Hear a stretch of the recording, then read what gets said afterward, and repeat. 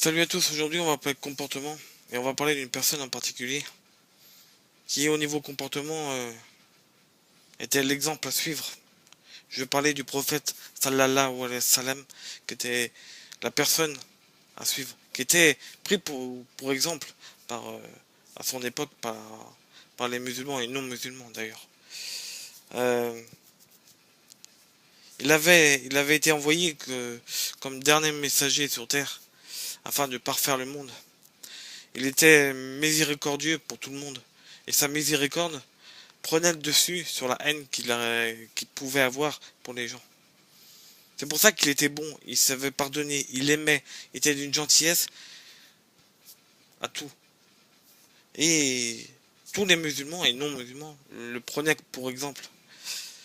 À tel point que il était tellement sage, il était d'une sagesse et tellement modeste que tous les gens avaient de l'admiration pour lui.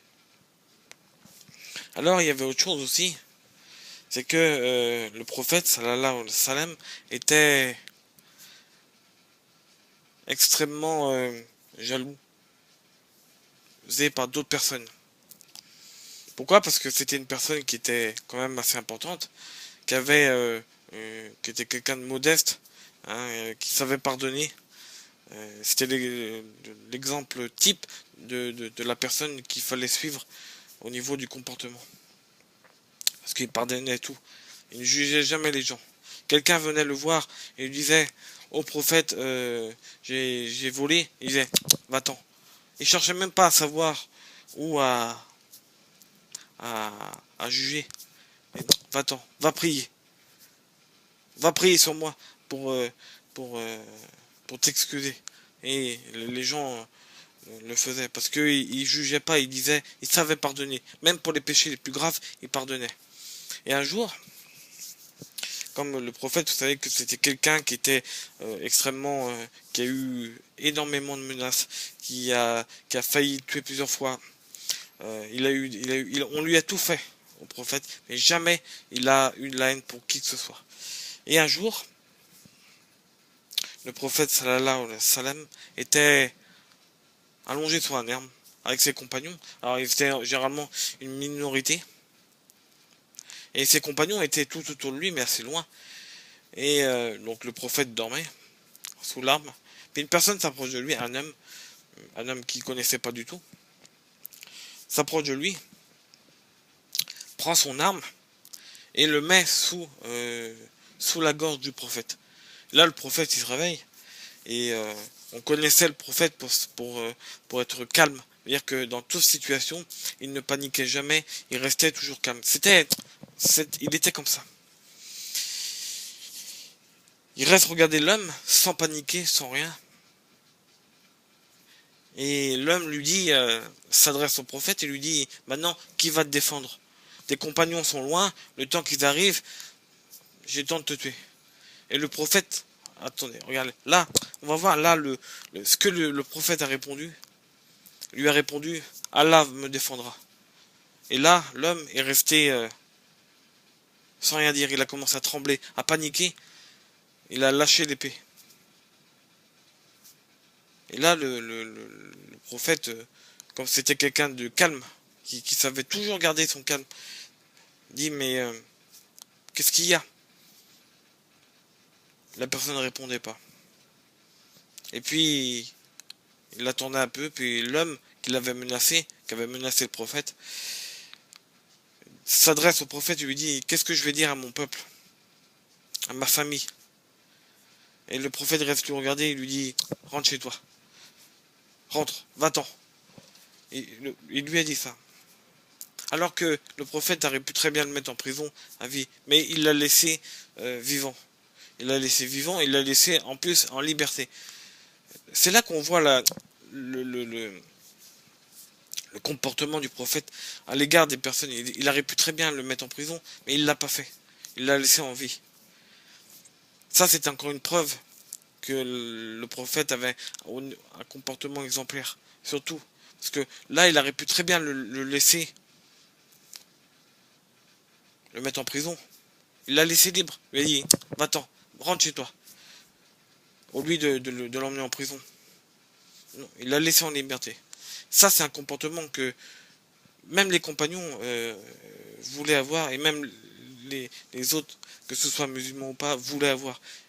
Ils prenaient le prophète, pour exemple. Et puis, l'histoire s'est finie que l'homme est rentré chez lui, libre, sans être poursuivi, sans être en prison.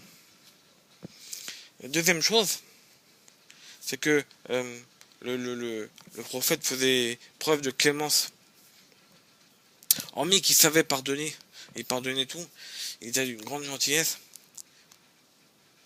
il pardonnait.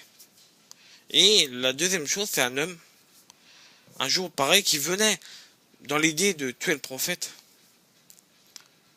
s'approche de lui, alors qu'il était devant, le prophète était devant la mosquée, il s'approche de lui et le menace.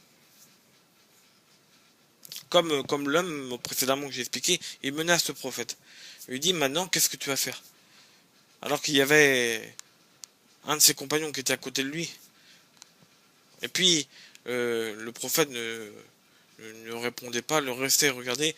Et le compagnon qui était avec le prophète s'avance pour essayer de le désarmer et il lui dit laisse-le. Laisse-le arrêter.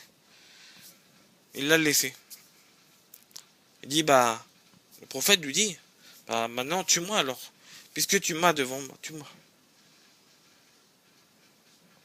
L'homme reste le regarder et, sans rien dire. On voyait bien que bon, là on voyait que il cherchait à le tuer, mais il n'avait pas la volonté de le faire. Et il lâche l'épée. Et le prophète le fait prisonnier. Et il le fait prisonnier dans la mosquée. Où pendant 3 jours et 3 nuits, il le nourrit. Il l'a nourri, il l'a abreuvé pendant 3 jours dans la mosquée. Et quand le prophète venait prier, il s'adressait à lui. Pendant 3 jours, il s'adressait. Alors, le prophète lui a demandé s'il voulait se convertir à l'islam. La personne a répondu non. Il ne voulait pas se convertir à l'islam. Donc il l'a gardé pendant 3 jours. Sauf que, au bout de 3 jours, le prophète dit à ses compagnons, libérez-le. Donc il libère cet homme. Et le prophète s'adresse à l'homme et lui dit, va-t'en, rentre chez toi. Comme l'autre homme, va-t'en, rentre chez toi. Et l'homme sort de la mosquée et rentre chez lui, en sachant qu'il était libre. Quelques heures plus tard, cet homme, le même homme, revient. Mais il avait changé. Il avait changé de comportement. Il n'était plus le même. Il revient et il s'adresse. Le prophète était donc dans la mosquée. Il rentre dans la mosquée et puis il s'adresse au prophète. Il lui dit, maintenant je veux me embrasser l'islam, je veux me convertir à l'islam. Le prophète reste regardé, mais pourquoi? Tout à l'heure t'as pas voulu. Je te laisse ta liberté. Quelques heures tu reviens et tu me dis que maintenant tu veux embrasser, tu veux te convertir à l'islam. Le prophète lui trouvait ça bizarre. Il lui dit bon, on va te convertir à l'islam. Et l'homme dit après, pourquoi, il lui dit ses raisons, pourquoi il n'a pas voulu, pendant qu'il était prisonnier, se convertir à l'islam. Tout simplement parce que s'il s'était converti à l'islam pendant qu'il était sous la responsabilité du prophète et de ses compagnons, ils auraient cru que il se moquait de lui, d'eux. Alors que c'était pas. Il a attendu. Il a attendu que il soit libre pour se convertir à l'islam. C'est fort quand même. Alors pour vous dire que le prophète était d'une gentillesse et savait pardonner. C'est pour ça qu'il était pris pour exemple, puisque c'était l'exemple type qu'il fallait suivre au niveau du comportement, au niveau de la pratique. Et même au niveau de la pratique de l'islam, c'était l'exemple que tout le monde voulait suivre. Il jeûnait plus que tout le monde. Il faisait la prière plus que tout le monde. C'était comme le prophète. Il jeûnait le jour, puis il rejeûnait la nuit, puis il rejeûnait le jour. Parce que nous, pour des musulmans lambda, on n'a pas le droit de faire. Pour nous, c'est haram de faire ça. On n'a pas le droit. Mais le prophète le faisait. Il était tellement impliqué dans, dans, dans, dans, dans la pratique qu'il jeûnait le jour, puis la nuit, puis il rejeûnait le jour, puis il rejeûnait la nuit. Et ça, c'était... Il avait atteint un degré de foi qui était extrêmement supérieur. Voilà. C'est la fin de cette vidéo.